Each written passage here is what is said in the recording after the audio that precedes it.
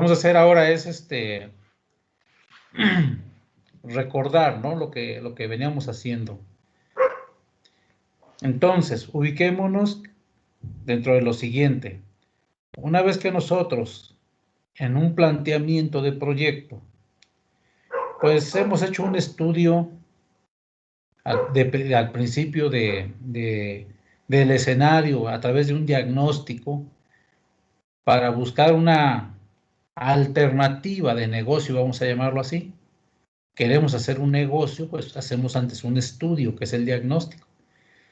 Y eso que en su momento, en otro semestre vimos que era pues el análisis estratégico, quizá un FODA, quizá un marco lógico, son herramientas que nos ayudan a sustentar el planteamiento, en este caso, de un proyecto.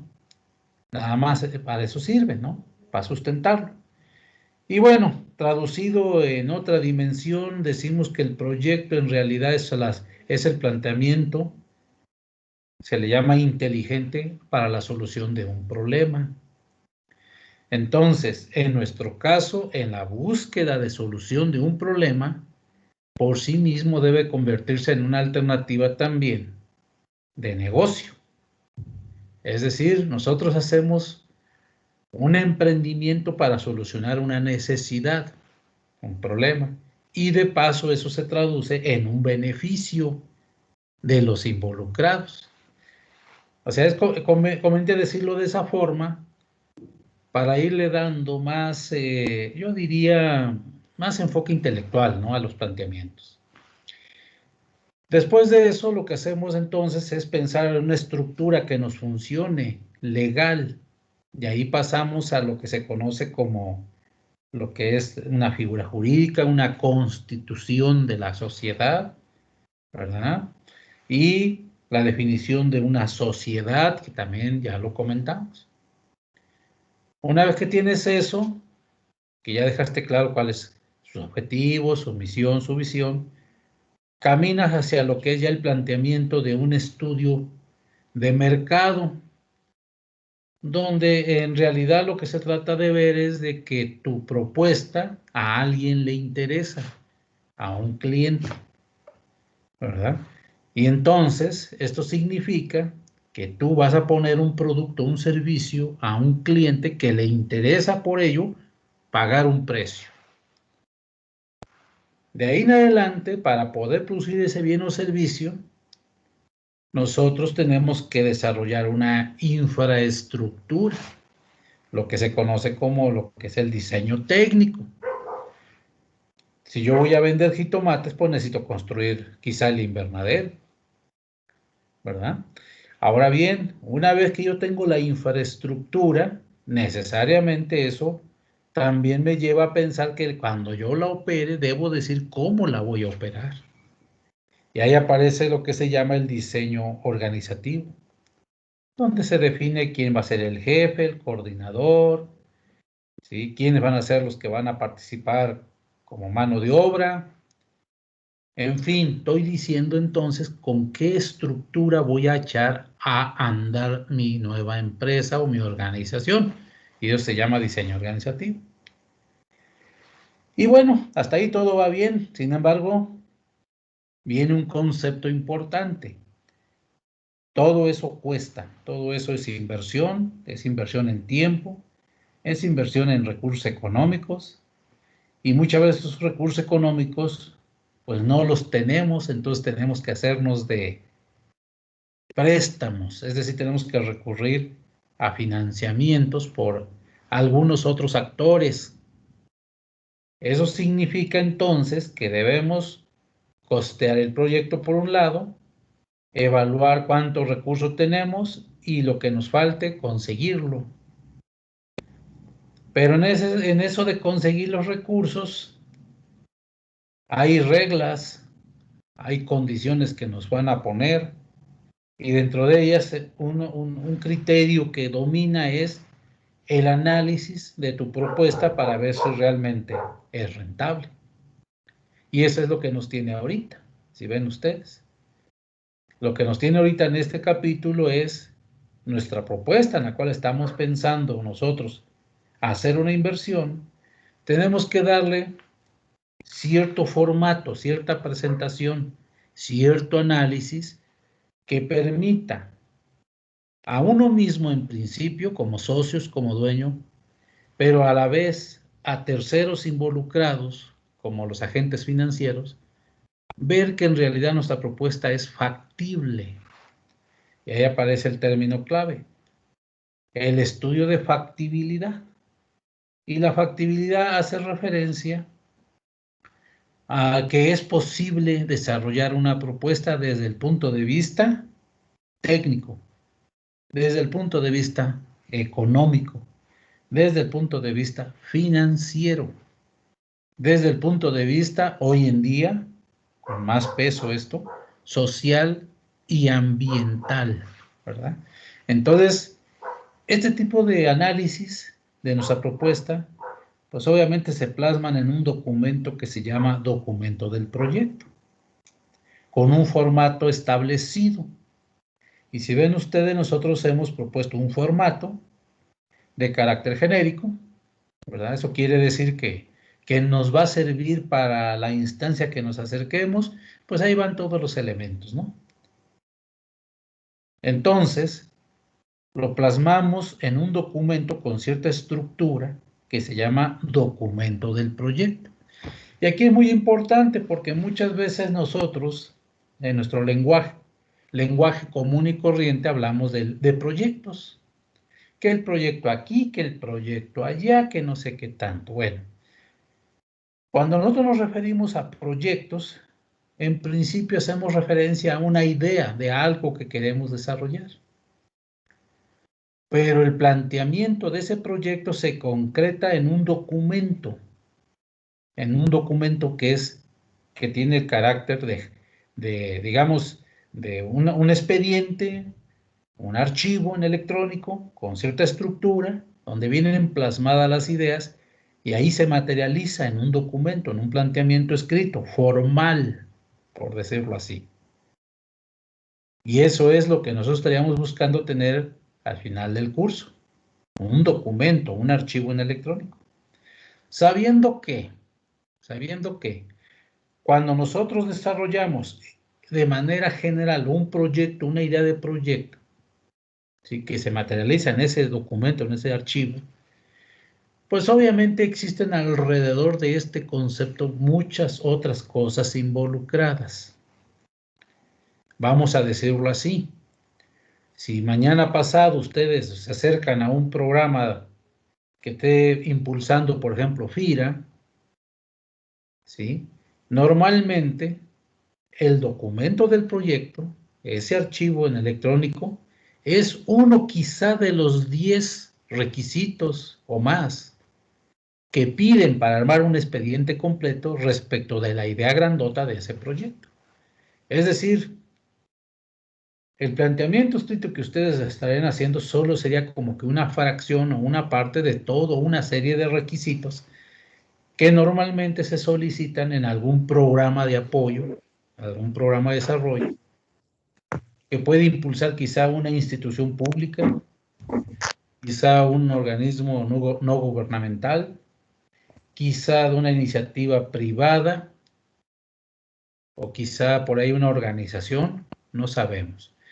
Eso es lo que les conocen muchas veces, o así les llaman, cuando se definen anualmente, sobre todo de acuerdo a los ejercicios presupuestales, las famosas reglas de operación.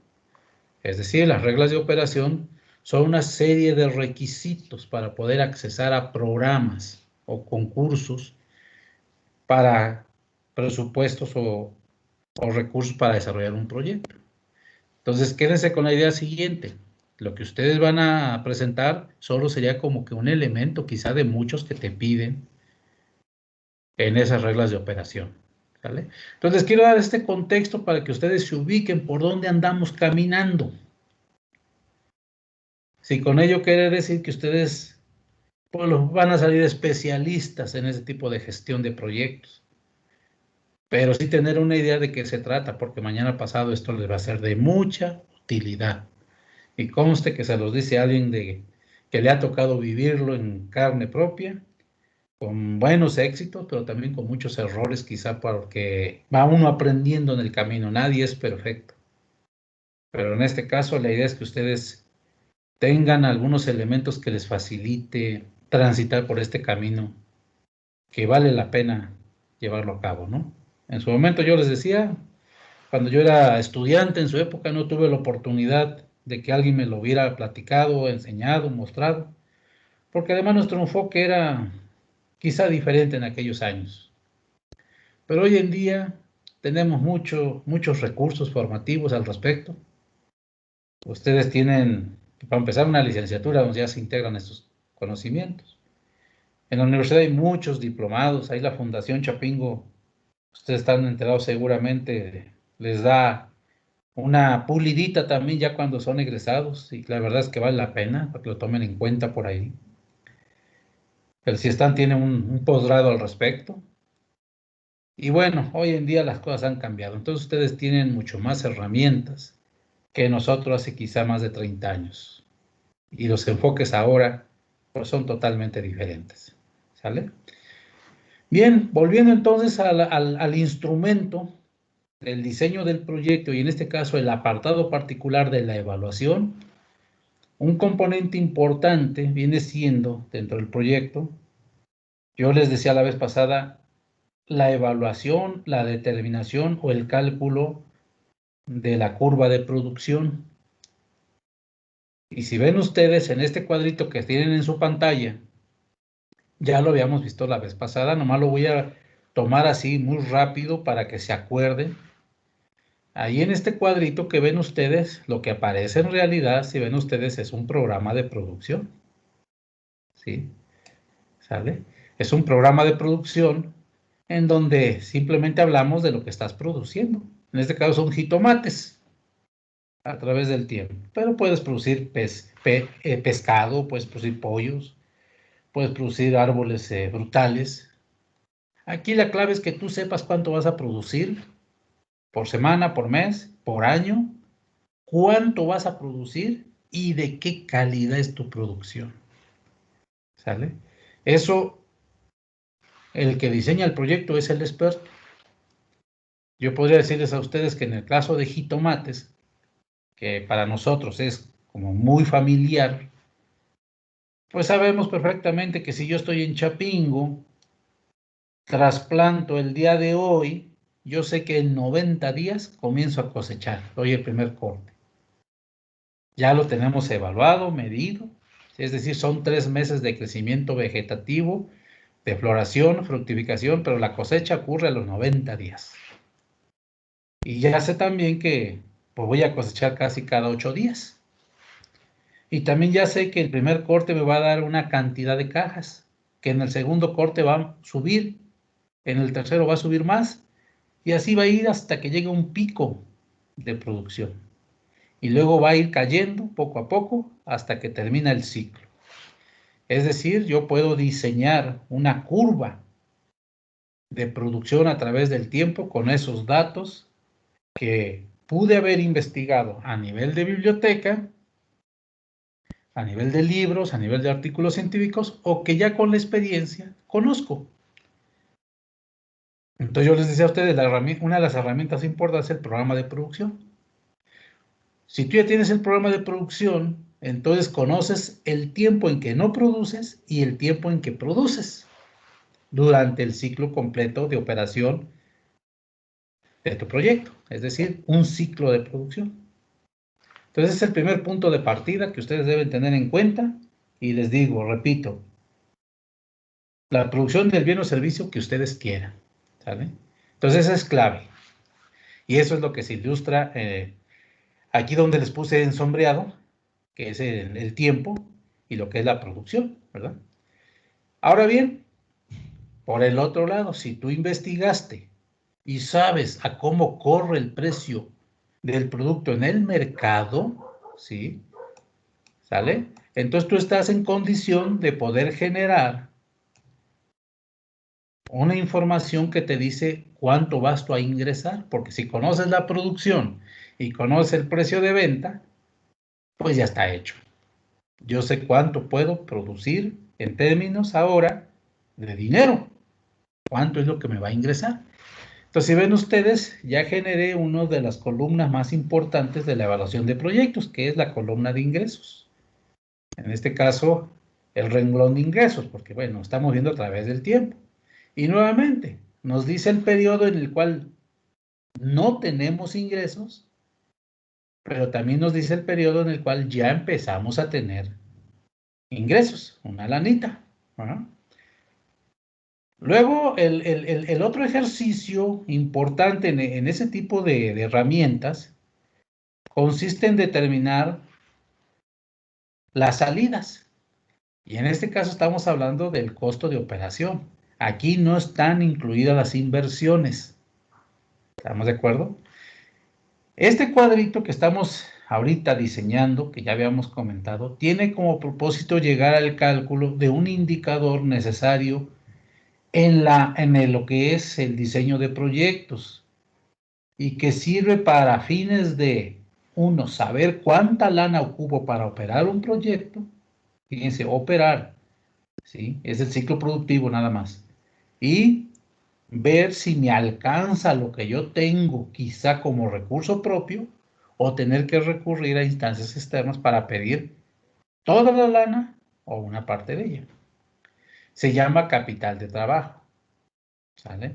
Entonces ustedes, si algo deben aprender en este curso, y así muy puntual, para que se lo queden por ahí como tarea si quieren, sería una capacidad, o sería una habilidad, o una destreza, o si quieren un resultado de aprendizaje, que lo deben saber hacer es cálculo del capital de trabajo. Es decir, con esto que estamos platicando ahorita, y en otros ejercicios que ya hicimos, vamos primero a calcular el capital de trabajo. Acuérdense, el capital de trabajo es el recurso necesario para poder operar un ciclo de producción y ese hay que estimarlo. Ya sea porque tengamos que saber cuánto es lo que yo como inversor voy a tener que disponer y garantizar, o bien porque voy a tener que recurrir a instancias externas a pedir que me presten lana.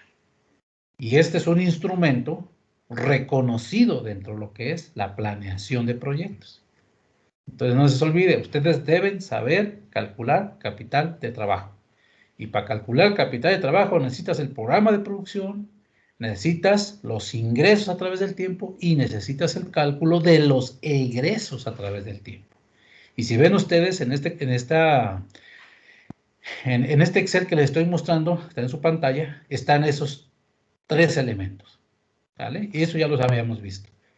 De ahí viene una serie de desgloses para el cálculo de los costos de producción, que ustedes seguramente ya los habrán checado, se han de acordar de ellos, y bueno, pues ese desglose ya depende mucho de lo que son los, vamos a decirlo así, depende del tipo de proyecto, ¿no? De todo este desglose que ven acá ustedes en la parte izquierda, ¿sí?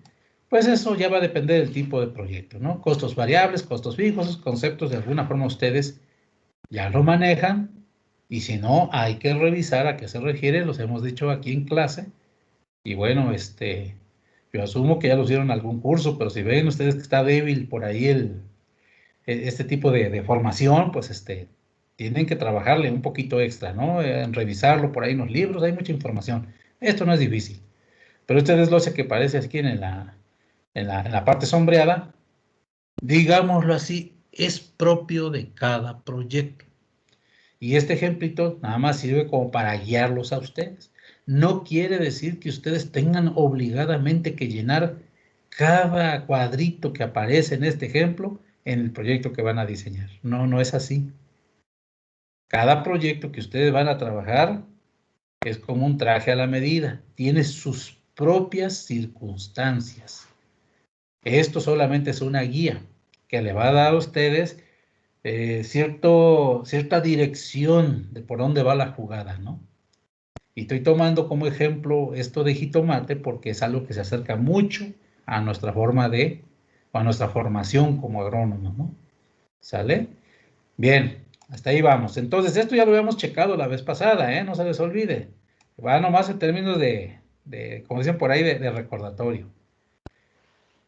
Cuando yo tengo la línea de ingresos y de egresos, en el tiempo yo puedo hacer simplemente una suma-resta y generar esto que se llama el flujo de efectivo, como aparece ahí en su pantalla.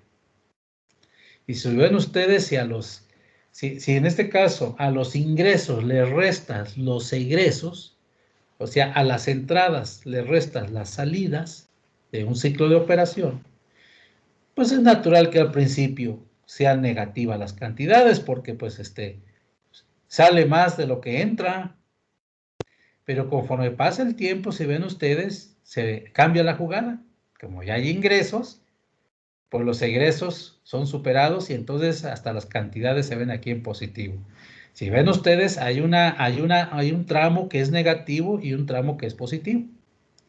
Y es natural. Ustedes a un proyecto en un ciclo de producción, en principio no le puedes pedir que te esté dando más de lo que tú estás invirtiendo. La lógica dice que primero tengo que invertir y luego ya vienen los beneficios. ¿Vale? Pueden ocurrir hay cosas extrañas, pero normalmente ocurre esto, ¿no? De que primero invierto, primero sale y luego regresa, ¿no? Ahora vean ustedes que en el punto 4 dice flujo acumulado. ¿Sí? ¿Qué hicimos? Simplemente fuimos sumando las cantidades. Y aquí como al principio son negativas, pues se van sumando negativas hasta que llega un punto máximo negativo, el que está en rojito, ¿verdad? Pero como después la jugada cambia, donde ya hay ingresos y son positivos, pues obviamente le va pegando la cantidad negativa, la va disminuyendo hasta que finalmente tienes todo positivo. Digo, pónganse a pensar ustedes, si un proyecto todo el tiempo se mantuviera en negativo, entonces quiere decir que no jala, ¿verdad? O sea, y no funcionaría.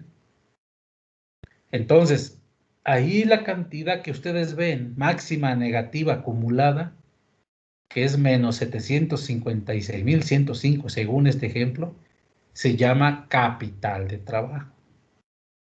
Y ahí pónganseme abusados porque quizá en una evaluación siguiente, tipo examen, si su profesor está de buenas, les pone un ejercicio para cálculo de capital de trabajo y que explique para qué sirve. Así es que pongan ahí atención, yo les voy dando tips por dónde va a venir la jugada para que se pongan abusados. ¿Sale? Bien, entonces, el máximo flujo acumulado negativo en el planteamiento de un proyecto se llama capital de trabajo. ¿Y para qué sirve? Sirve para conocer la cantidad de recursos mínimos necesarios para garantizar un ciclo operativo del proyecto. ¿Sale? Nada más para eso. O sea que yo necesito tener en la bolsa 756,000 pesos con 105, 756,105 pesos para producir un ciclo de producción y llegar a todo lo que estamos aquí planteando. A pesar de que dice el planteamiento que, si ven ustedes, yo necesitaría, ¿sí? Acá aparece, vean ustedes el costo de producción, 1,841,608. Es el costo total. Pero yo no necesito tener todo ese dinero en la bolsa para poner a producir mi proyecto. Con tener 756, ya la hice. Es otra forma de decirlo. ¿Estamos de acuerdo? Bien. Si alguien tiene una pregunta, me puede interrumpir, no hay ningún problema. Yo ahorita en la pantalla no los veo porque estoy con el Excel. Pero si alguien tiene problema con mucha confianza, me pueden interrumpir. Al cabo que estamos aquí entre cuates y lo que pasa aquí en el curso, de aquí se queda. Adelante, ¿quién es? Yo tengo una pregunta. Alan. Alan, dime. Sí, yo tengo la duda. Aquí a lo mejor es un poquito más sencillo hacer todos estos cálculos de presupuestos, porque es un cultivo que ya conocemos, que ya hemos trabajado. Sí. Pero yo, por ejemplo, si quisiera poner un negocio de agroquímicos, por ejemplo, y no conozco cómo es la dinámica del negocio, pero a mí me interesa y veo que es una necesidad ahí en una región y que quisiera apostarle a eso, ¿cómo se genera un proyecto si no conozco el negocio? No sé qué es lo que necesito comprar, qué es lo que necesito estimar, ¿no? Por ahí si no conoces, pues se te pueden ir muchos factores que pues ya sobre la marcha dices, ah, caray, no lo contemplé. pues uno no sabe. Ahí es mejor encomendárselo a algún asesor o a alguien que conozca de negocio o cómo se maneja eso. Natural, qué bueno que lo comentas, son las variantes a las que yo me refiero. Vamos a pensar en una venta de agroquímicos, un negocio donde vas a vender agroquímicos. Vamos a separarlo, si quieres, del negocio de la consultoría, porque la consultoría, que es el despacho, puede tener como parte del modelo también la agroquímica, pero voy a dejar la pura agroquímica solita. ¿Qué te parece? Entonces, en el caso de la agroquímica, voy a poner ese ejemplo, bueno, y te voy a platicar de las mismas experiencias que yo mismo he vivido, para que tú lo veas a la distancia, en una forma de operar un negocio así. Tú debes saber que al poner tu agroquímica, vas a vender agroquímicos,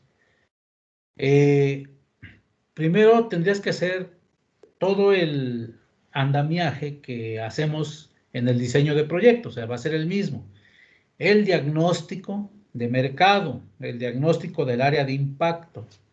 Ahí vas a tener que estudiar, por ejemplo, si en realidad, casi siempre nosotros pensamos en la tienda de agroquímicos, voy a ponerme en ese plan, cuando tú ves que en un área no hay quien oferte los productos y el que lo oferta o no está, o llega muy poco, o da muy caro, o es malísimo con las marcas que trae. Entonces creo que aquí hay un área de oportunidad. Y tu necesidad está muy bien determinada. Tu necesidad va a ser brindar un servicio. Fíjate cómo te lo estoy planteando. Por eso los elementos del diseño de proyectos es muy interesante. Porque fíjate, y ahí ni modo, lo tengo que decir de esa forma. El que es mejor para diseñar un modelo de negocio, un plan de negocio, por así que el que es perico, donde quieras verde, ni modo, así lo voy a tener que decir. Y tú, por ejemplo, yo lo diría con lo que he caminado, no es en sí la venta del producto agroquímico, no es en sí la venta de los litros ahora ya lo van a quitar, pero no sé, de glifosato. No es el negocio la cantidad de vender los litros de quizá de Bacillus, ¿no? No. Mi modelo de negocio, por ejemplo, se basa en que yo lo que voy a hacer es una alternativa de solución para los productores, quizá de chiles, quizá de melón, y yo voy a traerles unos productos que van a ir acompañados de algo que se llama servicio de venta. O sea, el valor que tú le estás dando a tu producto es, o sea, no es lo mismo un litro de un Bacillus thuringiensis que se lo pones a un precio a un productor sobre la mesa y que se lo lleva y lo aplica, a que tú le digas, el litro de Bacillus thuringiensis que yo te pongo en la mesa va acompañado de mi conocimiento, yo te voy a llevar de la mano para que lo apliques, para que tú tengas un beneficio. Y entonces tú estás manejando un concepto diferente. Con esto lo que te quiero decir es que tú lo quieres hacer diferente de la competencia y le estás agregando un valor, se le llama. Ahora bien, ¿tú cómo llegaste a esa propuesta o a ese modelo de hacer el negocio? Llegaste porque hiciste un estudio, tú tenías una hipótesis, fíjate, tu hipótesis era, se ocupan los productos y no hay quien los oferte en la calidad, la cantidad y la oportunidad que corresponde. Ok, hago el estudio y lo demuestro. Aplico un FODA, lo que tú quieras. Y ahí sale. A lo mejor se pueden equivocar, a lo mejor sí lo están haciendo, por eso el estudio siempre es bueno, el diagnóstico. Bien, ahora que ya yo definí con claridad que mi propuesta sí tiene sentido, en el mismo diagnóstico y en el estudio yo tendría que hacer una evaluación de las posibilidades de éxito de mi modelo en el tiempo. Vamos a suponerlo, yo agarro de enero a diciembre y digo, en enero, como todavía hace frío, el desplazamiento de acuerdo a la superficie cultivada de X cultivo va a ser quizá de tantas unidades. En febrero de tantas, en marzo de tantas, en mayo va a ser el máximo pico y así voy a ir cayendo y eso se va a convertir como en mi curva de esperanza de venta de productos junto con mi servicio que va a ir alrededor del producto, lo cual de acuerdo a los precios de mercado me va a significar un cálculo, fíjate, por un lado de ventas que serían lo que le llaman normalmente en el mercado las metas de venta, ¿sí? Lo que yo espero desplazar de acuerdo con mi estrategia que voy a diseñar. Entonces, la cantidad de producto desplazado por mes, junto con mis propuestas de servicio que le da el valor agregado, me va a llevar a lo que sería el equivalente a la producción, como cuando yo produzco jitomates, o sea, el desplazamiento de productos. Eso me va a significar entonces un ingreso. Y ya voy a tener mi historial de ingresos a través del tiempo. Pero por el otro lado, para poder yo desarrollar eso, yo necesito los insumos. Y entonces ahí es donde yo comienzo con el trabajo que nos tiene ahorita del capital de trabajo. Yo necesito adquirir insumos de ciertas marcas con proveedores o distribuidores. Si yo voy a vender a lo mejor Bacillus thuringiensis y un proveedor se llama PHC, yo ya investigué con el proveedor o ya investigué con alguna marca en particular, quizá con Bayer, con un distribuidor, y me dice cuánto es lo que cuesta la caja, medio mayoreo, menudeo, si soy revendedor, si soy distribuidor, cambian los precios, ¿sí? Y entonces me va a dar el costo de mi insumo, que sumado a otros insumos me va a dar el costo que yo tengo por mes de esos insumos que voy a desplazar según mi programa propuesto de acuerdo al diagnóstico. Obviamente, este proveedor de insumos que te vende a ti como gente que vas a hacer el negocio, que tú vas a revender, así hay que decirlo, ¿sí? Pues obviamente él te da ciertas condiciones, te puede dar crédito, te puede dar te puede haber ciertos descuentos por volumen de compra o venta, como quieras llevarlo tú. Y eso se va a traducir en una cantidad de recursos que tú debes disponer a través del tiempo, de acuerdo a tu programa de producción, y que va a ser la cantidad mínima necesaria de dinero que tú ocupas para poder operar tu planteamiento, tu empresa. Y eso te lleva al capital de trabajo. Entonces, no es que tú seas especialista o necesites ser especialista en manejo de agroinsumos para poder hacer este ejercicio. En lo que sí debe ser hábil y especialista es en el estudio de mercado, en el cálculo de indicadores, en el diseño de formatos para diagnóstico para que te den la información que estrictamente tú necesitas. Esa es la clave. Y para ello no necesitas ser especialista. Y si tú ya manejas estos criterios, al rato hasta tú mismo le diseñas un proyecto a una persona sobre algo que tú ni siquiera manejas, hombre. A lo mejor nosotros lo que menos manejamos sería, voy a exagerar, conejos. Pero sé cómo se hacen los estudios y con los formatos yo llego a determinarle el capital de trabajo. Entonces, una cosa es ser el especialista y que tú dominas las cosas y otra cosa es que manejes las herramientas. Y yo aquí lo que lo estoy llevando es que manejen la herramienta. Y para eso tú puedes contratar expertos. Ahora sí, yo sí necesito de repente que alguien que sepa de agroquímicos me dé información, hasta lo contrato y vean, hagan este estudio. Pero yo estoy manejando la herramienta. Y el especialista me llevará el dato preciso si quieres y allá hacemos un equipo. Y de esa forma tú obtienes el dato que te va a servir a ti para los recursos mínimos necesarios que necesitas para operar tu negocio. Les voy a platicar al respecto mi experiencia.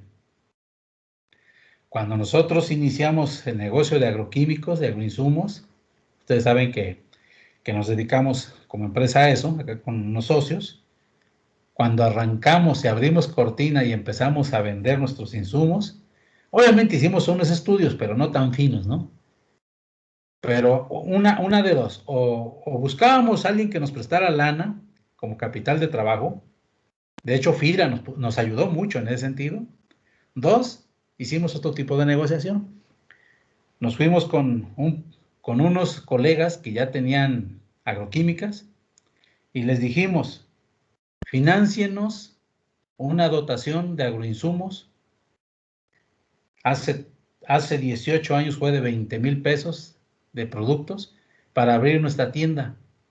e irlos vendiendo y denos financiamiento para irles pagando conforme vayamos vendiendo y generar como una especie de revolvencia e ir creciendo. Y así lo hicimos. No nos fue mal, nos fue muy bien, ¿sí? Entonces son otras posibilidades, son otras formas de crecer también. Al final de cuentas, el recurso económico se traduce, en este caso, en un insumo que tú vendes para generar recursos. Y la idea es de que en ese ejercicio siempre los ingresos paguen los costos o los egresos. Y si eso funciona, si esa fórmula te funciona, ya vas del otro lado. Entonces el mensaje es ese, Alan. No necesitas ser especialista para el diseño de un proyecto. Basta con que manejes la herramienta. Lo demás lo resuelves. Garantizado. ¿Sale, Alan? Excelente, gracias. Órale. ¿Algún otro por ahí del grupo? ¡Ánimo! ¡Ánimo, raza! Que los veo fríos. Dale. Me interrumpen si alguien tiene una duda.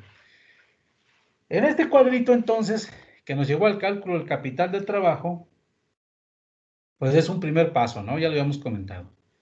Abajo vienen una serie de cuadritos también, que también ya los comentamos. Esos cuadritos que están abajo, lo que es el anexo 1, anexo 2, principalmente, y los datos del financiamiento, es un ejercicio académico, situacional, ¿sí? Donde quise mostrarles a ustedes cómo se comporta el caso aquel particular donde yo pido prestado lana, ¿sí? Pido prestado la lana para poder, pues, operar el proyecto. Y este es un caso en el cual, fíjense, aquí hay tres escenarios. Una, yo tengo toda la lana. ¿Hay de ese tipo de situaciones? Sí, hay inversionistas que te contratan como agrónomo. Tienen la lana y te dicen, Inge, hazme un proyectito, quiero saber cómo está el rollo. Ok, ¿cuánta lana empiezo? Necesito para operar un ciclo. No tanto, yo la tengo, yo la pongo. Se llama capital privado. Se llama recursos de la organización o recurso tuyo. ¿Qué características tiene esa lana que tú pones? Que es una lana que tú no le vas a poner restricciones como le ponen los agentes financieros. Pues si acaso, si fueras muy exigente, le pedirías que al final, cuando la recuperes, pues por lo menos traiga la carga de la inflación. Digo, para salir tablas.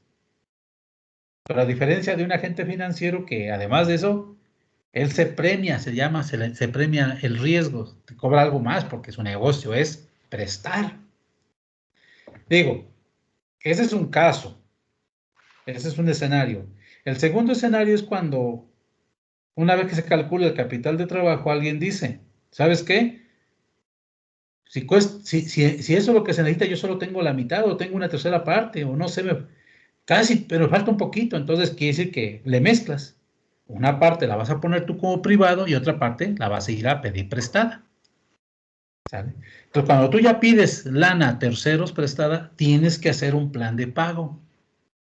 Tienes que mostrarle a ese tercero cómo le vas a pagar. Él te dice, oye, está bien, te hacen falta, no sé, $500,000. Yo te los presto. Pero ¿cómo me vas a pagar si estas son mis condiciones? Y tú le tienes que presentar un plan de pago, de cómo le vas a ir amortizando a través del tiempo la deuda, con base en el historial de tu proyecto. Eso es lo que muestra el anexo 1 y el anexo 2. Ahora bien, acuérdense ustedes cuando hablábamos del tema de financiamientos o de créditos. Hay otros escenarios. De hecho, nosotros ahí en nuestra historia hemos echado manos en su momento de programas de apoyo del gobierno a fondo perdido. Imagínate que tú haces un estudio como el presente que está aquí en su pantalla, le dices, necesito $800,000 para operar mi ciclo, para un ciclo, y vas y concursas en un programa y te dicen, aquí están, y van a fondo perdido, nomás compruébame que los gastaste y me invitas a la foto cuando lo eches a andar, órale. Haces el ejercicio, enseñas bien el formatito, el estudio, se los presentas y te dan la lana. Sí llega a suceder, muchachos. Esos son programas que salen de repente y se llaman apoyos a fondo perdido. Digo, la verdad es de que eso se da poco, ¿no? Y cada vez va a ser más difícil.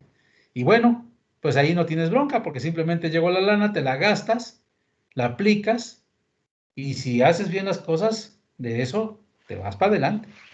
Obviamente ustedes saben qué tipo de apoyos también están ahí atrás amañados, traen traen ciertos ajustes, recortes, diezmos que le llaman, y a veces lo que menos hacen es aterrizarlos en una obra, ¿no? Tiene cosas buenas y cosas malas, pero bueno, son historias que llegan a ocurrir. Pero lo importante es que ustedes sepan por dónde va la jugada. Para el caso que nos tiene, si ven ustedes, pues esto más para que ustedes recuerden, el primer mes, pues obviamente tienes un egreso de 230,335, ¿sí? Obviamente tú necesitas saber dónde puedes conseguir esa lana, si la tienes o no la tienes, ¿no? ¿Sí?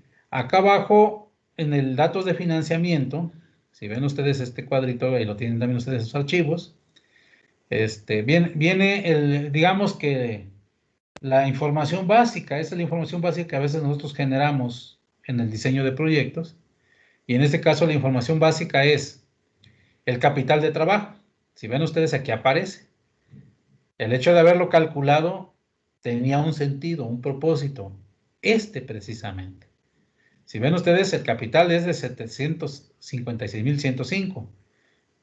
Aquí lo estamos redondeando en 760,000 pesos para fines de facilidad y de cálculo, y en la práctica así ocurre, ¿no? 760,000 pesos. Dice el escenario. Resulta que la sociedad tiene 300,000 pesos como propios, por lo tanto, si van a necesitar dinero para completar, son 460,000 pesos, son los que va a recurrir a crédito. Incluso ahí lo dice, crédito de avión. El crédito de avión, ustedes se acuerdan en la plática que nos dio el Inge, el papá de Adam, pues hace referencia a precisamente apoyos que tienen que ver con el proceso operativo de un proyecto, no con la inversión. Ese es otro tipo de apoyo, ¿sí? Entonces, una cosa es el crédito de avión, otra cosa es el crédito refaccionario, para que se vayan acordando. Bueno, aquí en este caso hay una tasa de interés anual de 12%, ¿verdad? Y bueno, por cierto, abajo viene un dato del refaccionario que viene del 7%, ahorita no lo estamos usando. Quiere decir que aquí vamos a recurrir al financiamiento por 460,000 pesos, que sabemos que viene al 12% anual. Si ven ustedes, los cuadros que están tanto en el anexo 1, el anexo 2 y este básico del financiamiento, están interactuando entre ellos, están interactuando. O sea, el cálculo de un valor para cierto periodo es condición necesaria para el cálculo de los siguientes. Eso es lo que está sucediendo aquí, si ven ustedes. Entonces aquí vean ustedes, muy sencillo. Realmente el flujo de efectivo te dice que necesitas 230,000 pesos. 230,335. ¿Sí? Obviamente tú le vas a pegar primero siempre a tu lana, a la de recursos propios. ¿Por qué? Porque tú no puedes, por lógica, ¿para qué me endeudo yo con terceros si yo tengo la lana? Primero voy a usar mi lana, ¿verdad? Si ven ustedes, aquí dice que ocupo 230,000, es negativo. Entonces yo voy a tener que conseguir 230,000 pesos. Y bueno, entonces busco 235,000 para asegurar bien y los agarro de recursos propios. Acuérdense que de recursos propios yo traigo 300,000. Y sí que voy a poner 235, ¿sale? Este es mi cálculo, si ven ustedes, así lo estoy mostrando en un programa. Alguien me dice, ¿y si pongo los 230, 335 exactamente? Ponlos, hombre, no pasa nada. Solo que al final del mes, saldo al final del mes, pues vas a tener cero. Y aquí en este caso, como pusimos un poquito más, pues te sobran 4,665 pesos en tu programa que estás haciendo. De hecho, estos 4,600 que en este mes de julio, ¿sí? Después de conseguir el financiamiento, 235,000, que usaste solo 230, estos que te sobraron, pues se los abonas al siguiente mes, ¿no? Que también vas a ocupar lana, vas a ocupar 63,000 pesos, ¿no? Entonces, si tú se los abonas, o sea, tú ocupabas 63,924 y se los abonas, ahora simplemente vas a ocupar 59,258. Y a lo mejor para ese mes, con 65,000 pesos que consigas, ya los cubriste. O sea, si te das cuenta, lo que estamos haciendo nosotros realmente es separar un recurso que vas a usar para ese periodo. Y si te sobra, pues lo pones ahí como saldo al final de mes. Pero ¿qué estás haciendo? Mostrando tu historial de cómo tú vas a usar los recursos. Y si ven ustedes aquí en estos primeros meses, julio y agosto, ¿qué estamos haciendo? Estamos haciendo primero pegándole a lo que son los recursos propios, si ven ustedes, ¿no? ¿Sí? Lo que estamos haciendo nosotros es pegarle a los recursos propios primero. De ahí lo estamos agarrando. ¿Sale? Obviamente aquí dice que al final del mes me sobró una lanita, se la abono al siguiente mes, que ocupo 134,000 pesos. ¿Sí? Aquí está, lo bajo. Quiere decir que debo garantizar 128,362, consigo 130,000 pesos. Pero ¿qué crees? Aquí ya he hecho mano del financiamiento externo, de los 460 que pedí, porque ya me acabé mis recursos propios. ¿Sale? Ya mis recursos propios ya me los eché. Entonces, los ocupé los primeros 2 meses. Quiere decir que después ya voy a pedirle a la instancia financiera, no sé, a FIRA, Financiera Rural. Antes había otras instancias como FONAES, o sea, quien te preste, canijo, con las mejores condiciones. Y aquí ya eché manos de la instancia ajena, ¿no? De la que voy a pedirle 460,000, le pido 130. Pero como ocupo 128, todavía me sobra en ese mes 1,638. Y la historia se repite. En el siguiente mes, ¿sí? Yo ocupo 110, vean ustedes, en octubre. Acá están, los bajo. Pero todavía hay un saldo al final del mes anterior de septiembre de 1,638. O sea, los resto y yo debo conseguir 109,306. Entonces le voy y le digo al de avío, al préstamo externo, que ya de los 460 ya agarré 130, préstame otros 115, ¿sale? Y entonces, si ven ustedes, con esos 115,000 pesos, yo cubro la necesidad de 109,000 ya en el mes de octubre. Y para ese ejercicio de octubre todavía me sobran 5,694, que esta lana sobró porque pedí 115 prestados, ¿no? ¿Sale? Y así se va, si ven ustedes, así va avanzando la historia. Así me lo llevo en la historia, vean ustedes qué bonito se va viendo hasta acá. ¿Sí? Ahora bien, acá abajito, ya para que vayan viendo ustedes, desde septiembre yo eché mano del financiamiento externo. Quiere decir que si ya echaste mano del financiamiento externo, de los 400 y fracción que ibas a pedir, 460,000 pesos, ¿qué crees? Si tú ya echaste mano, quiere decir que ya le está pegando al costo del dinero. Y entonces en el anexo 2, aquí vean ustedes, aparecen los 130,000 pesos y aquí va el cálculo de los saldos crediticios. ¿Qué quiere decir eso? De la deuda, de cómo se va comportando y cómo va creciendo, canijo. Quiere decir que los 130,000 pesos me van a generar para ese mes de septiembre 1,300 pesos de interés. Acuérdense que estamos cobrando el 12%. Más bien, vamos a pagar el 12%. Entonces, el 1% mensual de 130,000 es 1,300. En ese mes, pues siguen siendo 1,300. ¿Por qué le pusimos aquí intereses acumulados, no? Porque necesitamos saber al final del camino cuánto vas a pagar de interés. Por eso se le llama acumulados, ¿sí? En lo que es la línea 57. Y aquí en la línea 56 es el interés que corre exclusivamente de ese mes. ¿De hecho? Y aquí al final, donde dice adeudo total, en la línea 58, perdón, viene ya la suma total de la deuda. Acuérdense ustedes que cuando tú pides lana, una cosa es el interés que te genera en ese mes, de cada mes, y otra cosa es el interés que se genera acumulado. Es decir, si en este mes se me generaron 1,300 pesos de interés y no los pagué, fíjate, ni siquiera, fíjate, una cosa es que pagues capital. Capital sería, por ejemplo, aquí en septiembre los 130,000 pesos. Pero si yo al capital no le agrego lana, no lo afecto, no lo bajo metiéndole lana, me genera 1,300 de interés. Pero si yo ni siquiera soy capaz de pagar los 1,300, quiere decir que para el siguiente ejercicio se me van a acumular la deuda anterior, los 130 más los 1,300 más la que viene, canijo. Por eso ustedes, aquí vamos a hacer una reflexión. Cuando contratan una tarjeta de crédito, a veces uno se emociona, ¿no? Y órale, ya soy bien importante, me aprobaron una tarjeta. Las tarjetas de crédito comerciales, que son para comprar ahí por el Walmart y todos esos lugares, fluctúan entre el 40 y hasta el 60% de interés anual.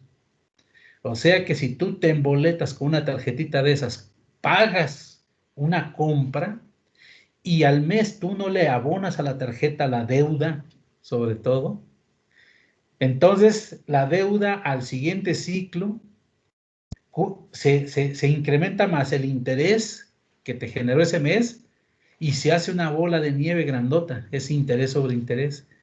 Por eso los que tienen tarjetas de crédito comerciales de ese tipo es como un cáncer, una desgracia.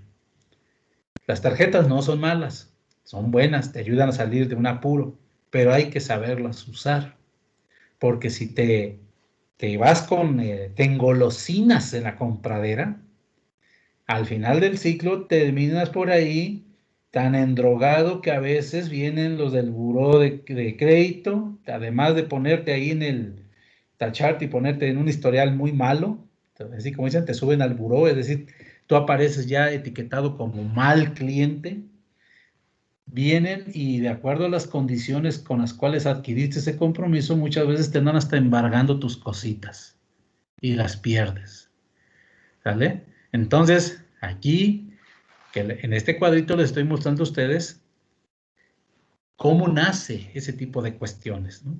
Entonces, acuérdense, yo en septiembre ya me emboleté con 130,000 pesos ajenos. Hay que pagar 1,300 de intereses. Por lo tanto, al final del mes, si no le abono nada, debo 131,300 pesos. ¿Sale?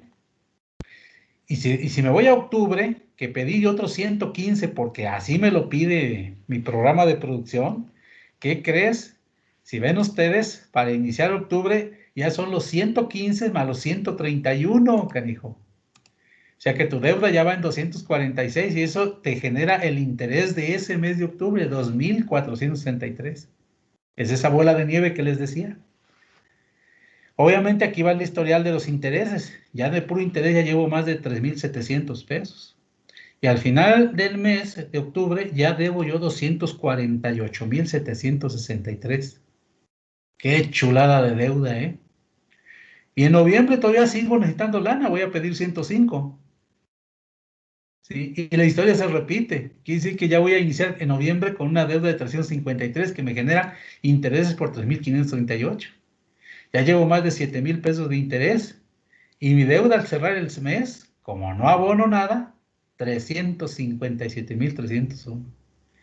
Y ahí me la llevo, ¿eh? Yo sigo pidiendo lana porque todavía no tengo ingresos. Y acuérdense que todavía sigue negativo el rollo, ¿eh? Pido otros 110. Ay, híjole. ¿Sí? Quiere decir que ya voy a iniciar una deuda en diciembre con 467,000 pesos. Sus intereses ahí están y el cierre del mes a 471. Ay, híjole. Se siente re feo, ¿eh? Pero ya en enero hubo algo de ingreso. ¿Qué crees? Ya no va negativo, ya hubo lana. Quiere decir que ya tu empresa ya vendió, ya ingresa. ¿Sale? Entonces yo debo hacer algo con ese ingreso. ¿Sí? Si ven ustedes, ya no pedí financiamiento. ¿Sí? Si ven ustedes, ya no me endeudé en el mes de enero. ¿Eh? Ya no me endeudé. Pero con esa lanita que vino, con este ingreso de 73,000 pesos que tengo de ingreso, ¿sí? Acuérdense que yo les decía que por regla, aquí de hecho aparece, vean ustedes, aquí lo tengo, punto 7 es mi capacidad de pago. Si yo multiplico este ingreso de 73,010 por punto 7 me da lo que es la capacidad de pago. Que eso viene por regla, es por ley, es una forma de protección. También los que te prestan dinero saben que tú no les puedes dar todo el dinero que ingresaste, aunque es poquito. No, ni pagas la deuda, es poquito, y no te pueden dejar morir. Entonces dicen, ¿sabes qué? 70%, abónale a la deuda y el resto para que sigas operando. Eso es como, digámoslo así, como un acuerdo, es como una regla general. Entonces quiere decir que yo tengo 53,000 pesos para empezarle a abonar a las deudas, ¿sí? Y estos 53,000 pesos yo me fijo aquí abajo y veo que traigo deudas. Lo primero que debo hacer es pagar intereses. Intereses acumulados, ¿qué te crees? Ya llevo 16,693 de intereses acumulados. En la vida real, ¿a qué se refiere esto, muchachos? Tú pides una lana prestada y el monto inicial que se llama capital, capital inicial, te genera intereses. Si tú no eres capaz ni de pagar los intereses, estás frito. Y eso le pasa mucho a los que contratan créditos inmobiliarios. Por eso les terminan recogiendo sus casas, sus departamentos. Y luego tiene que entrar el gobierno a salvarlos. Yo viví una experiencia de esas. En otro momento, y si quieren, con calma se los platico. Pero es una desgracia. Cuando tú contratas, pides un crédito hipotecario, por ejemplo, a 25 años, le apuestas a que tu ingreso va a permanecer constante por lo menos en el periodo, ¿sí? Cometes el error muchas veces de contratar tu deuda a tasa variable, quiere decir que tu cantidad varía en función de la inflación, por ejemplo. Ya te llevó patas de catre. No pagas ni los intereses, muchachos. Entonces, mucho menos le abonas al capital. Entonces, primero paga intereses y si te sobra, abónale al capital para que bajes la deuda total. ¿Sale? Esa es la clave. Esa es la forma de verlo en la vida real, ¿no? Entonces, si ven ustedes aquí con esta capacidad de pago, le vamos a pegar nosotros al interés acumulado que traíamos. Y te va a sobrar un poquito, y ese poquito se lo vas a abonar a capital, ¿sale? Se le llama pago a capital o pago a principal, por eso aquí dice, miren, ¿sí? ¿Por qué le vas a abonar a principal o a capital?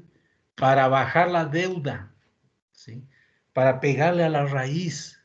Cuando ustedes tengan deudas, péguenle a la fuente que genera la deuda más grande, que es el principal o el capital. No se les olvide eso. Entonces, aquí en enero yo ya tengo la anita y si ven ustedes, ya empecé a pagar intereses y algo a capital. En el siguiente mes, ¿qué crees? Ya me llegó más lana y un buen trancazote. Si ves, esta es mi capacidad de pago. Una gran cantidad de lana. Quiere decir que aquí ya puedo pagar yo. ¿Qué cosa? Voy a pagar nuevamente intereses, ¿sí? De ese mes, ¿verdad? Aquí están los intereses de ese mes, ¿sí? Y me va a quedar lana para abonarle a principal. Aquí está principal. Y ya le voy a pegar yo, pero feo, a la deuda. Y si ven ustedes el siguiente mes, más lana, ¿no? Y ahora sí va, está buenísimo esto, ¿no? 749,000 pesos, caramba. Mi capacidad de pago ya ni la digo, ya con esa lana pago toda la deuda, la mato completa. Por eso aquí aparece todo el historial donde dice que yo ya le pegué a la deuda y la acabé. En todo este historial que aparece aquí, ¿no? Aquí. Ahí dice, ya me la eché. La deuda de los 460,000 pesos que yo le debía al banco. Ya tengo lana. Y si ven ustedes, aquí aparece el historial final. 760 de capital de trabajo, que fue lo que tuve que pedir financiamiento, 300 de recursos propios, que son los que puse, 460 que le pedí a la instancia externa, aparece la cantidad de intereses que finalmente pagué, que fue de 21,812, y la amortización de la deuda. Ahí acaba la historia, y ahí yo le muestro a la instancia que me prestó la lana mi capacidad de pago. Entonces, le muestro primero cuánto necesito, que es el capital de trabajo. Le muestro en segundo término cómo le voy a pagar, cuánto tengo yo y cuánto necesito que me preste y cómo le voy a pagar. Cómo se va a ir dando ese proceso y en qué momento, en qué mes yo ya estoy libre de deuda. Y lo demás es mío. Lo demás es ganancia, muchachos. Para eso sirve el capital de trabajo. Este cuadrito lo platicamos la vez pasada. Yo sé que de repente ya en el montón de números acaban hechos pelotas, razonable, entendible, ¿sí? Pero con esta repetición que hicimos hoy y con lo que ustedes seguramente ya le estuvieron machacando, yo tengo la fe y la esperanza de que este primer ejercicio de cálculo de capital de trabajo y su financiamiento ya les quedó más claro. ¿Cómo la ven? ¿Estamos bien, muchachos? Sí, profe, todo muy bien. Perfecto. Los demás coleguitas no los oigo. No los oigo, no los oigo. Bueno, la idea no es saturarlos con información, porque apenas va uno digiriendo un tema, un capítulo, y ya luego le atribuyan a uno, vas a cosas arriba, ¿no? Entonces, acaba uno hechos bolas, al rato ya ni una cosa ni otra entiende uno. Entonces, ese primer ejercicio de capital de trabajo y su financiamiento, quiero que lo tengan presente, que lo digieran, y nada más les voy a dejar para el jueves, para que trabajemos. Ahora, lo que sigue, que ya lo vimos también, que revisen lo que es, en este caso, el presupuesto de inversiones, que aparece ahí mismo en el Excel, en otra hoja. El presupuesto de inversiones para llegar a lo que es a la proyección de ingresos y egresos, que es una herramienta potente. Tomen en cuenta esto. Lo que vimos en la hoja anterior, que es capital de trabajo, hace referencia a un ciclo de producción o a un año, en este caso. Acá, si ven ustedes, estamos hablando ya de varios años. O sea, el trazo en el tiempo es importante y esa dimensión tiempo quiero que la tomen en cuenta. Entonces, primero chequen presupuesto de inversiones. Chequenme proyección de ingresos y ingresos, traten de entenderlo. Obviamente abajo vienen otros anexos, como en la hoja anterior que vimos, ¿sí? Donde vienen datos de depreciaciones y amortizaciones, vienen datos en el anexo 2 de también cómo se amortiza el crédito refaccionario. Ojo, aquí hablamos de refaccionario ya.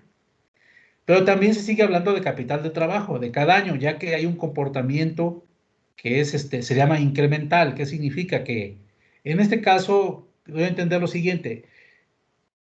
Por ejemplo, si en este primer año yo operé, pero operé a lo mejor al 50%, a lo mejor operé al 70%, pero después de 3, 4, 5 años ya opero al 100%. Quiere decir entonces que conforme pasan los años o los diferentes ciclos o repito ciclos, mi necesidad de capital de trabajo también cambia, porque estoy produciendo más. ¿Vale? Entonces, este anexo 3 de eso habla para que lo revisen.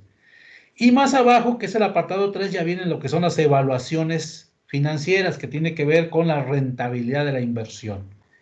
Entonces, yo quiero ahí que ustedes le den una checadita para que el jueves, cuando le entremos a esto, vayamos más o menos con el piso plano, más o menos ya calentadito el asunto, para no agarrar los fríos.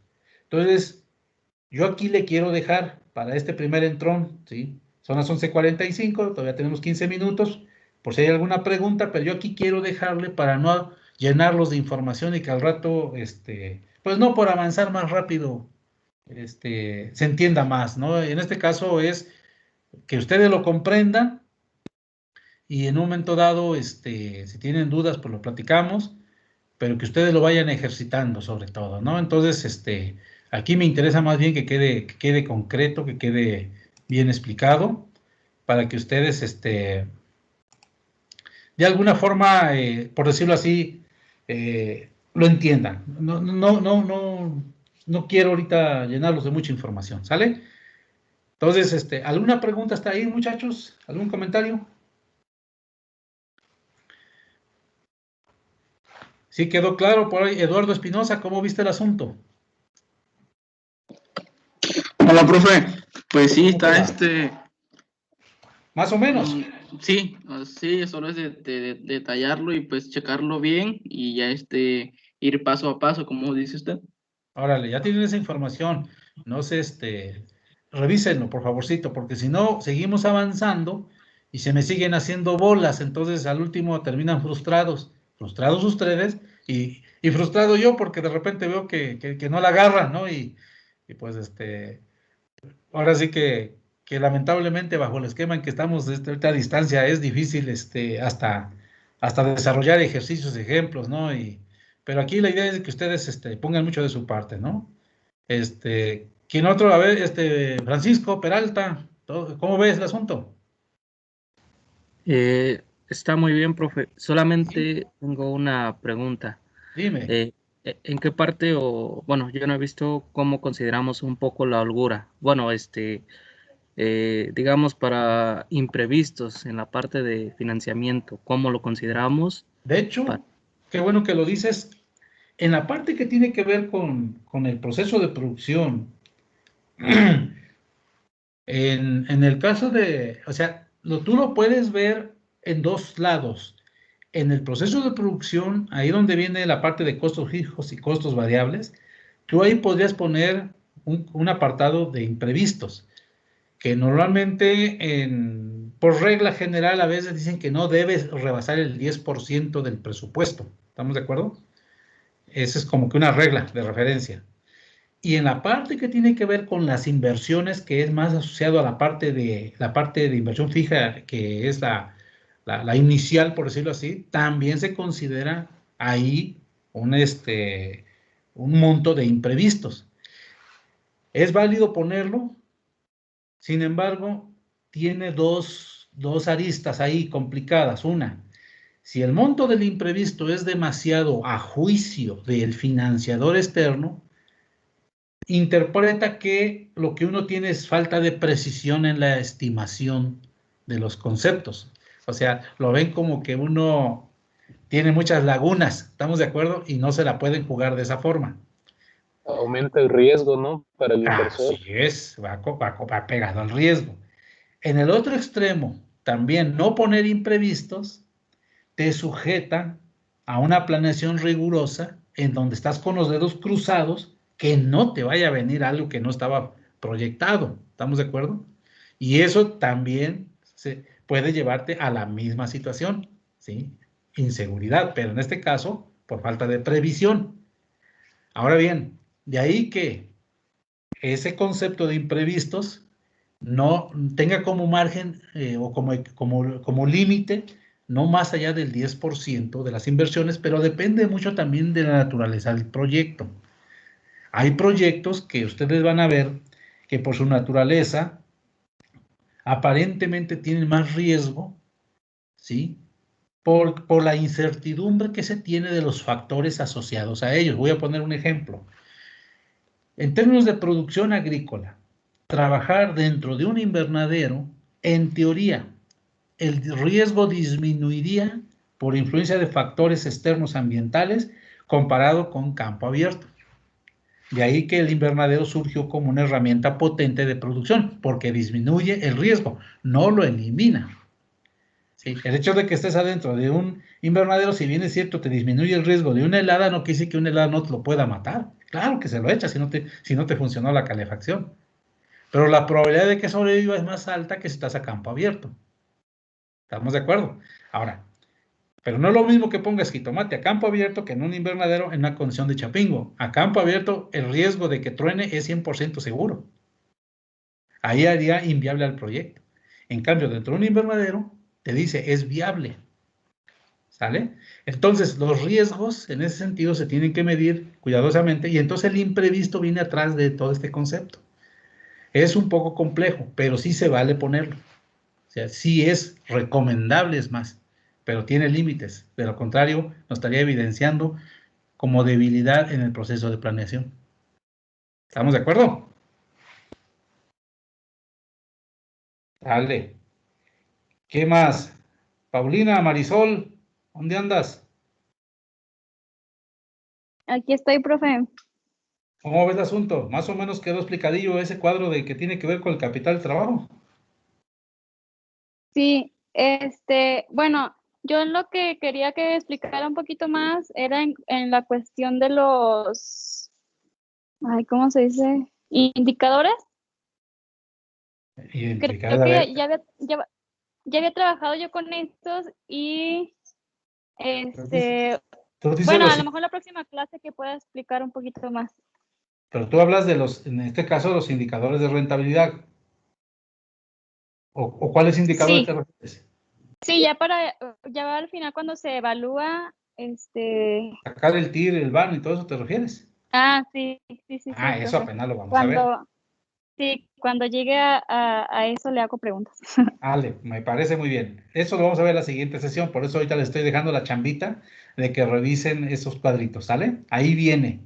¿Estamos? Y entonces lo checamos la siguiente sesión con calmita.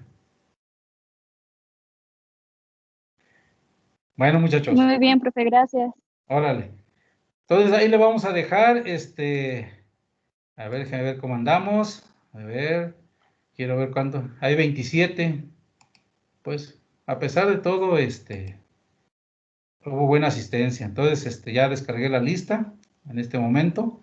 Y bueno, ahí le vamos a dejar por hoy y nos vemos el jueves. Ahí les mando la invitación para la reunión. Entonces, quedamos al pendiente de seguir revisando la información. Revisen lo que les comenté Y bueno, pues los que ya no nos vemos en la optativa, pues nos vemos hasta el jueves. Que pasen buena tarde, placer saludarlos. Gracias, profe, igualmente. Nos vemos ahorita.